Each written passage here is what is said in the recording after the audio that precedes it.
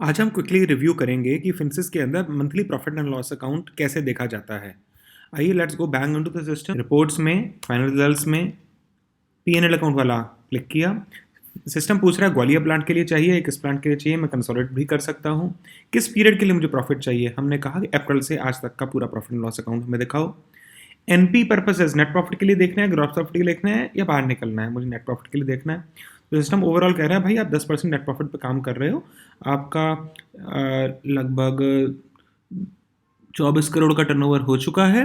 इसके अगेंस्ट 10 करोड़ का purchase cost है, 3 करोड़ के डायरेक्ट एक्सपेंसेस हैं, 2 करोड़ के एम्प्लॉय एक्सपेंसेस हैं, आपके फाइनेंस कॉस्ट 1 करोड़ के आसपास है और बाकी आपका प्रॉफिट आ रहा है सब्जेक्ट टू बाकी एक्सपेंसेस इफ एनी। लेटर से मैं डायरेक्ट एक्सपेंस में चलता हूँ तो डायरेक्ट एक्सपेंस के अंदर सपोज आपने फ्रेट, आपने लेबोरेटरी चार्जेस सब डाल रखे हैं, प्रोडक्शन सेंटर डाल रखे हैं, आप देख सकते हो। फ्रेट में आप जाते हो तो फ्रेट के खर्चे आपको मंथ बाय मंथ दिख रहे हैं। ड्रिल डाउन क्या फैसिलिटी जैसे बहुत सारे और सॉफ्टवेयर में होनी चाहिए या होती है, बिल्कुल उसी तरह फिंसिस में भी होती है। आप जुलाई के अंदर ड्रिल डाउन करना चाहते हैं, आप जुलाई में ड्रिल डाउन कर गए और जुलाई के अंदर आपको जुलाई के सारे खर्चे दिख रहे हैं। आप किसी पर्टिकुलर वाउचर को और खोल के देखना चाहते हो तो सिस्टम बता रहा है देखो purchase raw material debit, CGST debit, SGST debit, उनका ITC जो है, और फ्रेट डेबिट टू अंबा। तो ये एक पर्टिकुलर वाउचर था जिसके अंदर फ्रेट लगा था, फ्रेट को अंदर पार्टी ने इसको डेबिट में लिया है। तो ये आपको एक एक्सपेंस में दिखाया किस तरह से ड्रिल डाउन फैसिलिटी होती है। तो मेरा पीएनएल अकाउंट जब रिव्यू किया जाता है विद ड्रिल डाउन फैसिलिटी बहुत अच्छा कन्वीनियंट होता है। एंड वंस अगेन हमारा पीएनएल है कितना, लेटर से यहाँ पर हमारा पीएनएल इस वक्त 2.55 करोड़ से आ रहा है। अगर मुझे इसको परफेक्शन पे देखना है या किसी को मैनेजमेंट को सबमिट करना है तो बेस्ट सोल्यूशन होता है हम इसे ट्रांसफर टू एक्सेल करें। और लेटेस्ट से मैंने अपने माय डॉक्यूमेंट्स में इसको P&L नाम से इसको सेव कर दिया। PL, ये CSV फॉर्मेट में मेरा माय डॉक्यूमेंट्स के अंदर जाके सेव हो जाता है। अब मैं गया अपने माय डॉक्यूमेंट्स एरिया में, डॉक्यूमेंट्स में ये फाइल मुझे PL नाम से सेव मुझे मिल जाएगी। फाइल को मैंने खोला, Ctrl A किया, कॉमास डाल दिए। ये राइट साइड के कॉलम्स को मैं हटा सकता हूँ, मुझे ज़रूरत नहीं है, और इन कॉलम्स को मैं चौड़ा कर सकता हूँ जितना कि इनकी रिक्वायरमेंट है। इसको मैंने सेव एज कर लिया, एक बार CSV फाइल से लेकर मैंने इसे एक्सेल में सेव कर लिया और ये PL डेमो नाम से फाइल मेरी सेव हो गई है। ये तो वो PNL है जो रेडीमेड निकला है सिस्टम से। अब इसके बाद हम एडजस्टमेंट शुरू करते हैं। एडजस्टमेंट्स एडजस्टमेंट्स कौन सी आमतौर पे होती हैं। एक होता है प्रोविजन फॉर एक्सपेंसेस, दूसरा होता है डेप्रिसिएशन, फिर कई बार होते हैं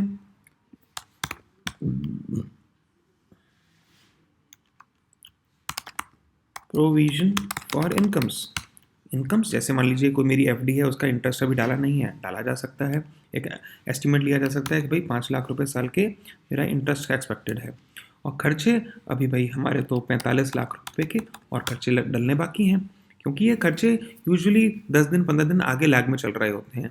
वेजेस कभी अप टू डेट नहीं होती, इलेक्ट्रिसिटी कभी अप टू डेट नहीं होती, क्रेडिट कार्ड के खर्चे नहीं होते। तो एक हर इंसान को एस्टिमेट होता है कि मेरे इतने खर्चे होंगे, जो खर्चे अभी बुक्स में नहीं डले होंगे, ये ट्रेंड देख कर निकाला जा सकता है। डेप्रिसिएशन की एक ईयरली फिगर हर एक के पास होती है कि भाई मेरा साल का डेप्रिसिएशन लेटर से 3 करोड़ है, तो 3 करोड़ के अंदर अगर मैं इस वक्त दिसंबर तक का पीएनएल निकाल रहा हूँ तो मैंने कहा भाई 2 करोड़ 25 लाख का डेप्रिसिएशन भी मैं लेके चल रहा हूँ कि भाई ये होएगा। इसके बाद हम यहाँ पर फिर से टोटल लिया करते हैं। हम टोटल के लिए हमने क्विकली बॉक्स बनाया और टोटल का फॉर्मूला लगाया। ये टोटल यहाँ का आ गया, ये टोटल यहाँ आ गया, और हमने कहा कि अब मेरा जो नेट प्रॉफिट है भाई, नेट प्रॉफिट, इसके अलावा अभी स्टॉक का भी गेम आएगा। अब मेरा जो नेट प्रॉफिट है, ये जो पर्टिकुलर प्रॉफिट था, इसके अंदर ये इनकम ऐड हो गई और ये एक्सपेंस लेस हो गया। मेरा नेट प्रॉफिट ये है, एक्चुअली इस टाइम ऑर्गेनाइजेशन लॉस के अंदर पहुंच चुकी है। अब आते हैं हम स्टॉक के ऊपर। स्टॉक भी तो चाहिए, ये स्टॉक भी इन प्रोविजंस के अंदर आमतौर पे लेना ही हमको चाहिए। हम यहाँ पे करेंगे कि भाई इंक्रीज डिक्रीज इन स्टॉक, हम यहाँ पे increase in stock. Increase in stock को भी कैसे डिफाइन किया जाता है, एक होता है ओपनिंग स्टॉक, होता है क्लोजिंग स्टॉक। अगर आपके पास ये फिगर्स अलग हैं तो आप ओपनिंग स्टॉक को यहाँ डाल लीजिए कि लेटर से मेरा ओपनिंग स्टॉक था 25 लाख और मेरा क्लोजिंग स्टॉक था लेटस से 1 करोड़। तो सिस्टम ने बाकी कैलकुलेशन करी और सिस्टम ने आपको बताया भाई आपका इस पीरियड का जो प्रॉफिट है वो 65 लाख आया है।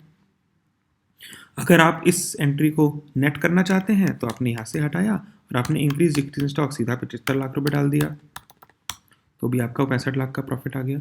सो इस तरह से एक नॉर्मल प्रॉफिट एंड लॉस कोई भी ऑर्गेनाइजेशन किया करती है एंड फिनसिस के सभी क्लाइंट्स आमतौर पे इसी टेक्नोलॉजी को यूज़ करते हैं, क्योंकि बहुत प्रैक्टिकल बात है, अप टू डेट एक्सपेंसेस कभी नहीं मिलेंगे, अप टू डेट इनकम्स कभी नहीं होंगी, थोड़े से खर्चे तो प्लस माइनस होते ही हैं।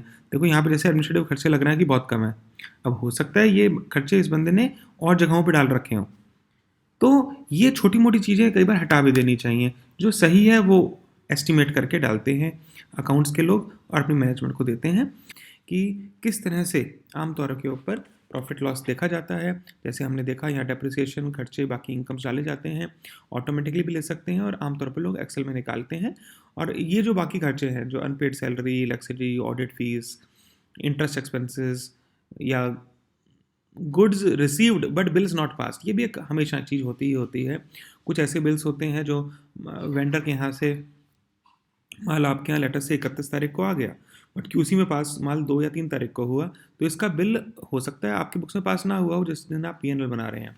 कभी कभी कोई माल 10 दिन के लिए भी अटक जाता है क्यूसी के अंदर, कोई और भी रीज़न हो सकता है, रेट गलत हो सकते हैं, आपने पीओ दिया था 100 रुपये किलो के हिसाब से बट वेंडर ने 110 रुपये लगा दिया, तो इट्स नॉट नेसेसरी कि आप बिल को 110 रुपये पास कर दो, लाइबिलिटी हो सकता है आप बुक ही ना करो जब तक कि परचेज डिपार्टमेंट वेंडर से कोऑर्डिनेट ना कर ले, तब तक की भी प्रोविजन तो डालना होगा ना।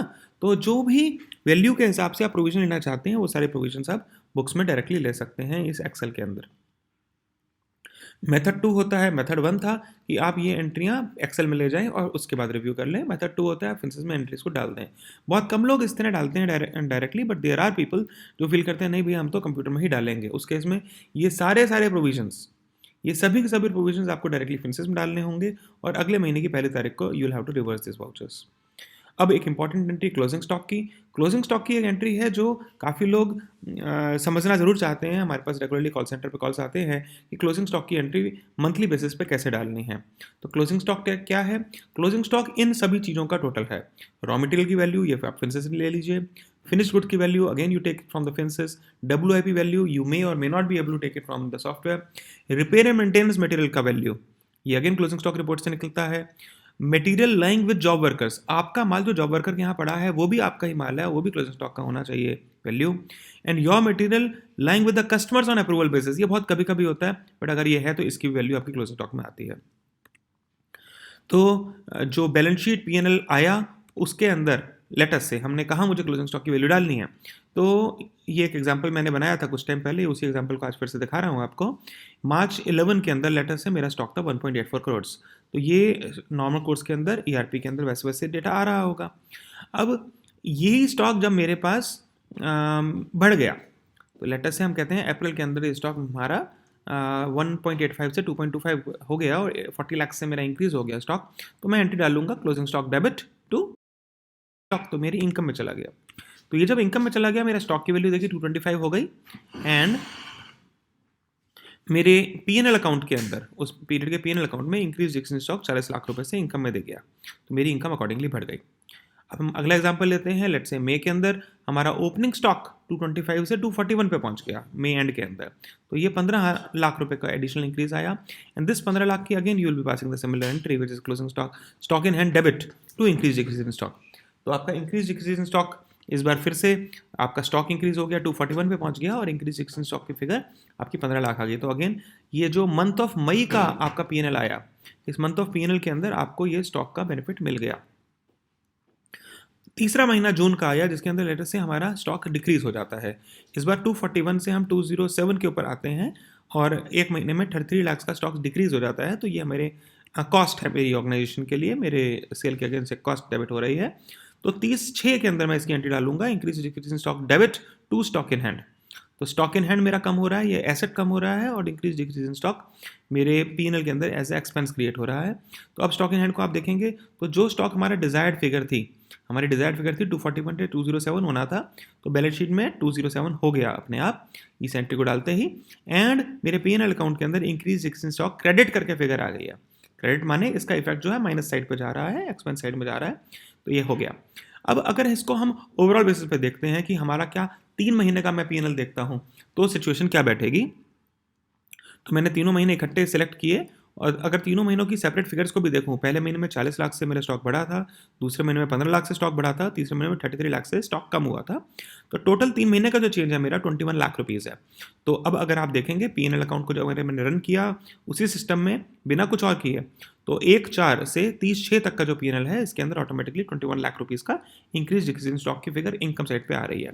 एंड इसका प्रॉफिट पे जो इफेक्ट होना चाहिए परफेक्टली हो गया, कोई डबल काउंटिंग नहीं है, कोई मिस्टेक नहीं है। That's all. So friends, this was an excellent way of using the Finsys software both in the Excel format or putting the entry into the ERP for increased decrease in stock purposes to review the P&L at your estimate basis. But साथ साथ मैं हमेशा आपसे कहूँगा कि जब भी आप P&L Finsys के अंदर देखें, P&L की फिगर्स को हमेशा याद रखिए कि वो परफेक्ट कभी नहीं होती हैं, उनके अंदर प्रोविजंस हमेशा डालने होते हैं। एंड जब भी आप पीएनएल देखें, कंसोलिडेट भी अगर देख रहे हैं, तो आप अप टू डेट मत देखिए, आप उसको देखिए पिछले महीने की आखिरी दिन तक का, क्योंकि अप टू डेट हमेशा सेल तो होती है, सेल तो आपकी हमेशा अप टू डेट चल रही होती है, बट आपके जो खर्चे होते हैं वो हमेशा एक लैग के साथ होते हैं। तो आप अप टू डेट देखेंगे तो आपको हमेशा प्रॉफिट हमेशा ज़्यादा साइड पे देखेगा। तो इसको आप 31/12 तक देखें, यानी पिछले महीने के एंड तक देखें या उससे पिछले महीने के एंड तक देखें, तो जो फिगर आपको मिलेगी काफ़ी स्टेबल मिलेगी। एंड साथ साथ अपने जो चार्टर्ड अकाउंटेंट्स हैं, अपने जो अकाउंटेंट्स हैं, उनसे हमेशा बात करके प्रोविजंस को जरूर लेकर चलें। अदरवाइज आप इस प्रॉफिट, जैसे यहाँ पे हमने इस एग्जाम्पल में देखा था कि हमने प्रॉफिट 264 देखा, बट वो 264 का प्रॉफिट जब डेप्रिसिएशन डाला, इंटरेस्ट डाला, प्रोविजन चले, तो प्रॉफिट घटते हुए सिर्फ 65 लाख रुपए रह गया था। सो अपने इन शॉक से बचने के लिए हमेशा आप अपने अकाउंट्स डिपार्टमेंट को इन्वॉल्व करते हुए पीएनएल अकाउंट को रिव्यू कर सकते हैं। Thank you.